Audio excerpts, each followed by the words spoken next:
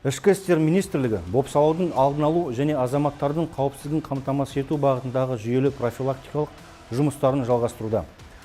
Уақытылы жүргізілген жедел профилактикалық шаралардың нәтижесінде тіркелген бопсалау фактілерінің саны 15%-ға төмендеді.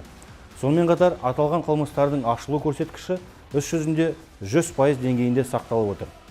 Мысалы, Абай облысында профилактикалық және жедел жұмыстардың нәтижесінде облыс орталығы тұрғындарынан ақша бопсалаумен айналысқан 6 адамнан тұратын қылмыстық топтың әрекетіне тосқауыл қойылды.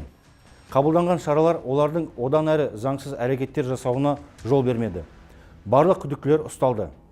Павлодар облысында студенттерден ақша бопсалады деген күдікпен 2 адам дер кезінде қолға түсті.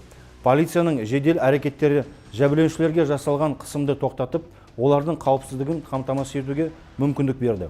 Алматы облысында әлеуметтік желілер арқылы жүзеге асырылған бопсалау схемасының жолы кесілді.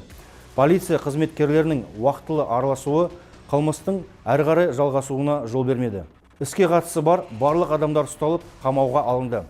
Ішкі істер министрлігі бопсалаудың алдын алу, ескерту және дер кезінде жолын кесу ішкі істер органдары жұмысының басым бағыттарының бірі болып қала беретінін атап өтеді.